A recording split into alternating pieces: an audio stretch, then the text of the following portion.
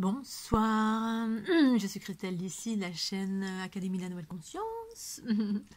Vidéo numéro 2 sur bien la nécessité de travailler sur soi, l'importance de tout ce qui existe en alternative pour travailler sur soi et en cela se pacifier.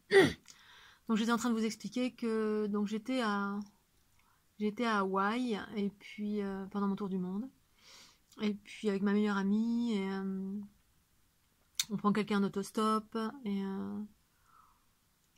cette personne au bout d'un moment, donc elle était derrière moi j'étais de côté passager, mon ami conduisait et donc j'ai commencé à sentir son énergie puisqu'en fait je sens énergétiquement ça commence à me contracter de partout.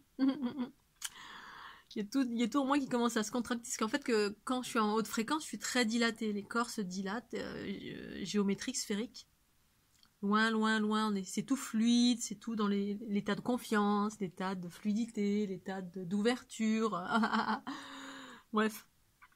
Et quand il y a des choses, je rencontre énergétiquement des fréquences, des énergies qui sont déséquilibrées, donc qui comprennent, déséquilibrées dans le sens qui contiennent du déséquilibre, des choses négatives, des mémoires, des trucs négatifs, bref, quels qu'ils soient. Eh bien, il y a tout en moi qui se contracte. Et là, ça se contractait de plus en plus. Je commence à avoir la nausée, mes mâchoires commencent à se serrer, je fais oh là là. Donc au début, je parlais un petit peu, enfin la personne parlait un petit peu avec moi, et puis au bout d'un moment, j'ai arrêté de parler tellement j'étais contractée. Et que je commençais à me centrer sur les effets, les symptômes de mon corps pour bien respirer. Je me mettais à respirer pour dilater un peu, parce que je devenais un caillou en gros. Ça faisait mal, ça me faisait mal un peu partout, le plexus, je commençais à avoir des nausées, je commençais à avoir des vertiges, ça me contracte de partout. Et puis j'ai commencé à me centrer sur moi et arrêter de parler. Et puis du coup, mon ami a pris le relais parce que le monsieur pris en autostop parlait beaucoup, posait beaucoup de questions, etc. C'est normal. On était étrangères, lui hawaïen, hawaïen, il n'était pas hawaïen, il était en voyage. Bref, et du coup, je commence à me mettre à l'écoute de mon corps, à respirer pour fluidifier ce que j'étais en train de réceptionner dans les énergies de ce monsieur qui émanait ce qu'il était, tout simplement. Hein. C'est ça en fait que je sens à chaque fois. Au-delà de la parole, bien évidemment, c'est une vibration qui comporte de l'information, et l'information, selon si on est bienveillant, si on a purifié nos bobos, etc., on est quelqu'un d'harmonieux d'une façon générale et on rayonne quelque chose d'harmonieux, sinon c'est pas le cas. Et donc je commence à avoir de l'information sur le pourquoi de ce que je sens. Et là, donc je commence à avoir l'histoire en tout cas de ce que je sentais, de ce qui faisait, ce qui me mettait dans quelque chose de très dissonant, cette dissonance qui mettait mes énergies dans un état de contraction et non pas de dilatation, c'est-à-dire oh, ça fait mal, ça se contracte, ça se densifie parce que c'était son énergie qui rentrait en moi, puisque je suis reliée à toute chose et je suis une empathe, donc les choses me traversent et puis après je suis obligée d'absorber ce qui m'a pas simplement traversé, mais ce que j'ai absorbé. Et donc là, j'ai l'histoire du monsieur qui, en fait, était un monsieur pédophile qui abusait d'enfants. Et donc, j'ai eu cette première information. Ensuite, j'ai eu la deuxième information, parce que j'ai l'ombre et la lumière la plupart du temps. Pas toujours, mais la plupart du temps, j'ai l'ombre et la lumière chez les individus. C'est ça pour moi l'équilibre. C'est la capacité d'observer l'ombre et la lumière. Et donc la lumière, en fait, là, c'était pas vraiment la lumière, mais si, c'était la lumière, mais c'était l'aspect... ça me donnait la raison. J'ai eu la lumière après, mais ça me donnait la raison, surtout, avant de voir la lumière, parce qu'on est tous lumière à l'origine. Mais ensuite, on a contracté plein de bobos divers et variés, etc., qui ont fait que on évolue dans l'obscurité. Et donc, au-delà du fait qu'il était pédophile, je l'ai vu, voilà, j'ai eu l'information, je l'ai vu en fait être enfermé en étant petit. Je l'ai vu enfant, enfermé dans un placard, maltraité et certainement abusé. J'ai pas vu les images d'abus, mais j'ai eu l'information d'abus. Donc cette personne-là avait vécu des choses complètement, en étant enfant, des sévices complètement pas du tout justes, pas du tout équilibrés, donc violents, qui laissent des empreintes. Et les empreintes que ça laisse en soi, effectivement, soit on fait un travail sur soi et puis on se pacifie avec soi, et puis on va vers de la guérison, soit l'information est tellement ancrée des violences qu'on a vécues, on va perpétuer la même chose, parce que c'est tellement ancré qu'on va penser que il y a une mémoire qui fait qu'on devient soi-même un violeur ou un pédophile, ou parce qu'on a subi nous-mêmes ces sévices. Et il y a souvent ces deux possibilités. Soit on guérit, parce qu'on fait en sorte bien de pacifier. Parce qu'en fait, quand on a des très très très gros chocs comme ça, surtout quand on est enfant, mais pas que, tout le temps, eh bien c'est tellement inappréhendable par l'espace de notre être qui est pur, et par des espaces de notre être, qu'on verrouille les informations. C'est-à-dire on a des mécanismes de protection qui fait qu'on oublie parfois, on oublie complètement qu'on a vécu ça, parce que c'est un processus de survie, littéralement, qui nous préserve bien de la folie ou de pétage de plomb bien plus vaste, ou du suicide ou de la mort, ou tellement ce qu'on vit c'est terrifiant de voilà, qu'on peut pas appréhender ça à partir de là où on est. Et parfois l'information en étant adulte, elle ressurgit sans pour autant se souvenir, ou parfois on se souvient, parfois on se souvient pas, qu'on a été abusé. Et puis, mais cette information qui s'est gravée profondément dans notre psyché, donc les différents corps subtils pour moi, ou la densité, bref, une mémoire qui se balade dans notre corps, dans la densité de notre être, les différents corps subtils, peu importe, relié certainement que c'était ancré dans les mémoires sexuelles, ou du coup ça détourne notre sexualité. Parce on nous a ancré une information de l'abus de jeunes enfants. Enfin, le rapport sexuel avec des jeunes enfants. Et que ça, c'est une information qui, au demeurant, dans la société, ne se pratique pas. Voilà, on a qualifié ça de mal, c'est pas bien.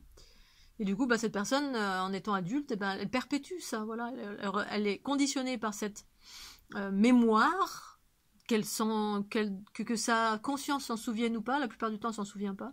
Et puis, on va soi-même perpétuer. Ou alors, où ça revient à sa mémoire et puis on travaille sur soi parce que, où on a décidé à un moment donné de travailler sur soi, puis ça revient à sa mémoire, puis à force de travailler sur soi pour mettre en lumière, alors on peut utiliser l'hypnose, il y a plein d'outils pour faire remonter à la surface nos programmes ou nos mémoires enfouies, qu'elles nous appartiennent ou pas, pour pouvoir les pacifier. Et souvent, quand on est dans le mal-être, on ne sait pas d'où vient le mal-être, ou pourquoi on fait une dépression, ou pourquoi ceci, ou pourquoi cela. On n'a aucune conscience de pourquoi je vis un truc complètement pourri, pourquoi on a une maladie, pourquoi. Alors qu'il y a une cause, une origine à chaque fois. Bref, tout ça pour vous dire que, eh bien oui, au demeurant, cette personne, elle est une particule de lumière, comme nous tous.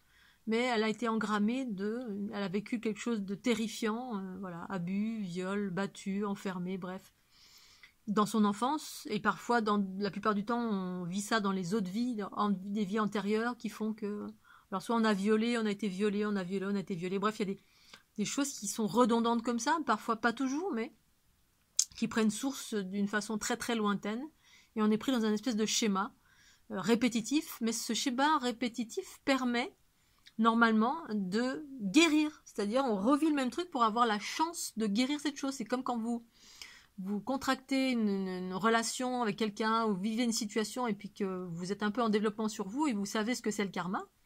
Pour moi, le karma, c'est on revit quelque chose, une charge négative du passé qui est consciente ou inconsciente. On la revit, donc c'est quelque chose de chaotique ou quelque chose de redondant, une relation, vous vivez toujours les mêmes relations avec des pervers narcissiques, ou alors vous rencontrez quelqu'un qui met en lumière votre colère qui est en vous et que vous n'arrivez pas à pacifier, bref, quelque chose de karmique, quelque chose qui appartient au passé, vous revivez une histoire d'amour qui est chaotique, comme ça, vous venez à peine de rencontrer quelqu'un, et tout de suite c'est des effusions de fou, et bref, la vie, pour moi, met en face de nous ces circonstances via le karma, des choses qui sont redondantes, qui reviennent de vie en vie, pour avoir la chance de décharger la charge négative qui est reliée au passé pour aller vers de l'harmonie. En revivant la même chose, pour avoir la possibilité justement de faire un autre choix, de se dire « Ah tiens, oui, là je vis un truc chaotique, c'est quand même bizarre, des choses un peu extrêmes comme ça, tout rapidement, ou des choses qui sont redondantes tout le temps, on vit tout le temps les mêmes trucs. » pour décharger et pacifier, se pacifier avec des choses du passé. Ou pas, bref. C'est tout ça pour vous dire que, oui, le chaos provient de ça la plupart du temps, c'est que ça. Voilà, des personnes qui ne sont pas conscientes qu'elles sont manipulées par des empreintes, des mémoires, des entités, des influences extérieures, des fausses croyances, des conditionnements erronés qui nous amènent à vivre toujours les mêmes trucs. Voilà, on va faire ça comme ça parce que papa et maman m'ont dit ça et dans l'autre génération c'était comme ça et à chaque fois ça nous amène vers des chemins qui sont pas épanouissants. On va vivre du chaos, on va vivre et donc voilà, c'est la raison pour laquelle faire un chemin de pacification, de travail sur soi dans l'intériorité de son être pour mettre en lumière les bobos enfouis qui pour moi sont à la source du chaos de ce monde. Les bobos, mais également les influences, parce qu'en fait, tous les empathes, nombreux empathes portent beaucoup de choses, mais c'est pas leur propre chaos pour la plupart, c'est des choses qu'on a absorbées. Voilà, le phénomène éponge, les personnes qui sont... Voilà, je sais pas, vous avez dû expérimenter ça, si vous êtes un peu empathe, mais avec une version de l'empathie qui est un peu réductrice, en tout cas, qu'on voit dans le dictionnaire. Là où vous êtes quelque part et puis vous attirez toutes les plaies du monde. Il y a toujours quelqu'un qui vient vers vous pour vous parler de ses bobos et puis se déverse en vous une fois, 2 fois, 15 fois, qui vient toujours vous voir. Puis quand elle vous quitte, elle se sent beaucoup mieux parce qu'elle a déversé, elle s'est déchargée. Et alors on a tous fait ça à un moment donné dans notre vie. Mais il y en a qui ne font que ça. On peut le faire. Moi, quand j'ai été mal l'année dernière, effectivement, j'ai contacté des amis parce que j'avais besoin de partager. Mais au demeurant, je fais jamais ça, jamais. Mais là, c'était tellement énorme que j'ai eu besoin. Il y a des gens qui font tout le temps ça. Tout le temps. On vient se décharger nos problèmes, nos bobos, à travers quelqu'un ou chez quelqu'un qui est dans une dynamique d'écoute, qui est davantage dans l'écoute, donc l'absorption. Et puis, si vous ne transformez pas, voilà, vous allez être saturé à un moment donné de basses fréquences parce que ça génère au fil du temps des tensions, etc. Et puis les personnes qui se déchargent tout le temps, au lieu de travailler sur soi pour ne plus générer les mêmes problèmes qui sont tout le temps redondants, toujours les mêmes trucs tout le temps, au bout d'un moment, il faut s'interroger et puis se pacifier, mais voilà. Donc, il appartient à chacun de faire un travail sur soi. Voilà, moi j'ai une conscience là-dessus, je la partage. Je ne souhaite pas forcer les gens ni convaincre. C'est la raison pour laquelle à chaque fois dans mes vidéos, j'exprime, je ne cherche à convaincre personne. Parce que pour moi, de forcer une personne à être différente de ce qu'elle est, pour moi, un chemin d'introspection, c'est quelque chose qui vient naturellement. C'est un travail d'une personne qui, de par sa volonté, de par sa conscience qui à un moment donné a une étincelle de vie, quelle que soit la raison, parce qu'elle a regardé une vidéo, parce que, je ne sais pas, elle va entamer un travail de développement personnel, de guérison, en allant voir à l'intérieur. Mais certainement pas en la tirant par l'oreille en disant oui tu devrais faire ça, c'est-à-dire par la moralisation que vous arriverez à changer quelqu'un parce que les personnes ne sont pas forcément prêtes, chacun est prêt au moment opportun. Qui est-ce qu'il est, c'est la raison pour laquelle pour moi le monde qui devient roudoudou quand on attend à l'extérieur que ça se change, pour moi c'est de l'utopie, mais pour moi, il y a des gens qui vont devenir dans ce processus d'ascension et d'âge d'or.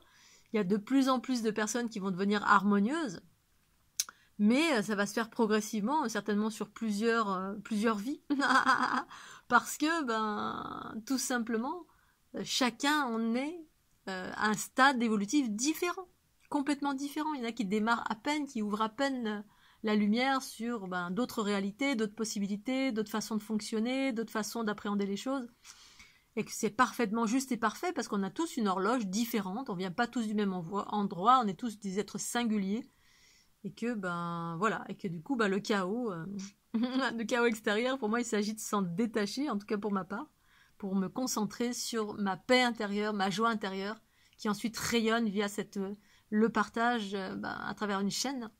Des livres, une chaîne où c'est impersonnel, où chacun prend ou ne prend pas, est libre de regarder ou de ne pas regarder. Il n'y a rien qui est forcé. C'est la raison pour laquelle il existe des chaînes et des livres et des choses comme ça, parce que c'est l'individu qui vient et qui cherche à aller mieux et qui cherche des solutions et en cela engage un processus d'évolution et de changement. et qu'il y aura toujours du chaos, mais ça va s'édulcorer peut-être ou pas. Donc d'où l'importance, c'est bien de s'occuper de soi-même, pour moi en tout cas, pour rayonner l'amour en soi, pour soi, par soi, et rayonner ensuite cela, tout simplement par ma façon d'être, c'est-à-dire ma façon d'être heureuse, de vivre ma vie pleinement et de m'éclater pleinement, sans moraliser, sans juger la différence, le chaos des autres, je m'en fous, chacun fait ce qu'il veut. Aujourd'hui encore, j'étais sur le lac, c'était une journée extraordinaire, on est le 31, mais extraordinaire, le lac était magnifique. J'étais au beau milieu de l'eau, l'eau elle était d'un calme, d'une paix, c'est d'une sérénité. Et voilà, et je me suis éclatée, j'ai écouté mes envies, mes besoins, mes appels, j'ai écouté, j'étais pleinement comblée comme d'habitude parce qu'à l'écoute. Et puis en étant pleinement comblée, en faisant des choses qui au demeurant peut-être tout le monde ne fait pas ça. Voilà, quand je suis arrivée sur les berges, il y a une dame qui m'attendait, qui vient vers moi avec son chien et qui me dit « Oh là là, vous m'avez fait rêver, vraiment. Toute seule au milieu du lac, là-bas, ça m'a trop donné envie, je vous ai regardé. J'ai trop envie d'acheter un bateau, de faire comme vous, j'en ai parlé à mon mari, etc. etc., etc. » Bref, voilà, je vis la joie quasiment presque tout le temps, avec moi-même, j'ai besoin de personne. Là, c'est le 31, je m'en fous, je vais danser, danser, je m'en fous, j'aurai d'autres moments, puis si j'ai envie de danser, je danse. Voilà, je suis attachée à rien, mais je fais exactement ce que je veux, quand je veux. Je me suis pacifiée pour être un être le plus harmonieux possible, et positive, et dans la conscience, et travailler sur mes bobos de mille et une façons. Parce que l'harmonie, c'est ça, c'est se pacifier soi-même, et puis c'est en cela devenir un être de plus en plus heureux. Et mon bonheur rayonne sur l'ensemble, soit à travers les vidéos, soit à travers mon quotidien, ma façon d'être. Du matin jusqu'au soir, quand je suis à l'extérieur, je sors de ma maison, je chante. Je chante, je me marche, je me fais des carabistouilles. Et puis ça interpelle forcément quand vous êtes dans la joie, dans la bonne humeur, dans le bien-être. Ça interpelle parce que d'une façon générale, tout le monde n'est pas comme ça. Et du coup, la plupart du temps, quand je suis dans la rue, tout le monde se retourne parce que je chante à tue-tête. Ils se retournent et disent « Oh, quelqu'un qui chante, ça fait trop du bien !» Donc voilà, c'est ça l'importance de attelez-vous à aller mieux, à vous faire du bien, à écouter votre guidance, à vous faire des câlins, à vous aimer le plus possible. Je sais, c'est pas facile pour tout le monde. Là, ce message s'adresse peut-être aux personnes qui n'ont jamais travaillé sur elles et qui sont... on n'est pas bien, on est malheureux, on vit tout le temps les mêmes trucs redondants dans la vie. Sachez que rien n'est inéluctable, que vous pouvez changer le cours de votre vie. Il suffit que vous rentriez en vous et puis que vous fassiez un travail de développement personnel. Mais ça, c'est à l'appréciation de chacun. Chacun quand ça vous parle, quand ça vous chante, quand vous serez prêt, tout simplement. Puisque, voilà, une fois encore, on est tous différents, on vient pas tous du même endroit. Et puis, parfois, les moments et les longueurs dans la souffrance ou dans les choses redondantes, elles sont nécessaires. Voilà. C'est comme, vous voyez bien, enfin, moi, personnellement, il y a des choses, je sais que c'est pas bon pour moi, des fois, j'ai mal à l'estomac et pendant un moment, là, le petit déca crème du matin avec le pain au chocolat. Une fois, 2 fois, 3 fois, puis d'un moment, j'ai mal à l'estomac. Mais on y va encore, 1 fois, 2 fois, 3, j'ai mal à l'estomac. On refait les mêmes choses, vous voyez bien qu'on refait les mêmes trucs parce qu'on a encore envie. Alors dans la souffrance, parfois on se dit, non, j'ai plus envie de souffrir, pourtant je fais ce qu'il faut. Bon, parfois c'est plus ou moins long, mais pour moi il n'y a pas d'autre chemin. Il n'y a pas d'autre chemin que de se pacifier soi-même avec soi-même. Utiliser tous les outils possibles et imaginables. Tout existe sur cette planète, il y a 3 milliards d'outils, il y a 3 milliards de thérapeutes, il y a 3 milliards, il y a tellement de choses. Voilà, vous pouvez seul en allant voir des professionnels, en bouquinant, en regardant des vidéos, comme là vous me regardez, il y a 3 milliards de possibilités. Voilà, après si vous n'y arrivez pas, j'en suis désolée, mais bon, peut-être ça met un peu plus de temps, peut-être que ce temps-là il prend... Voilà, parce que vous devez faire une traversée un peu du désert, où c'est un peu compliqué. Mais voilà, donc je voulais faire ce petit partage sur la nécessité effectivement de travailler sur soi, faire un développement personnel, parce que la paix arrivera comme ça, quand chaque individu, progressivement, sous l'impulsion des particules cosmiques, sous l'impulsion de plusieurs êtres sur la planète qui s'éveillent vers leur bonheur, et qui éclatent ce bonheur au grand jour, aïe Allah, à travers les vidéos, les livres, la façon d'être au quotidien, parce qu'on est bien dans nos pompes, parce qu'on est heureux tout simplement. Voilà. Allez, je vous fais des gros bisous. Et puis, bon 31. Où que vous soyez en famille, avec des amis, seul. Vous dansiez pas. Moi, voilà. J'ai fait une journée extraordinaire. Je suis bien fatiguée. Je me suis fait une petite raclette 2 fois de suite. Fallait bien finir le fromage quand même. Je n'allais pas gâcher ça. Et bon, voilà. Et je vais passer une bonne soirée tranquillou, rien de spécial. Et en même temps, c'était la joie, la bonne humeur de me faire une petite raclette. Que du bonheur. Végétarienne. Allez, je vous embrasse. Petit pouce bleu. Bisous.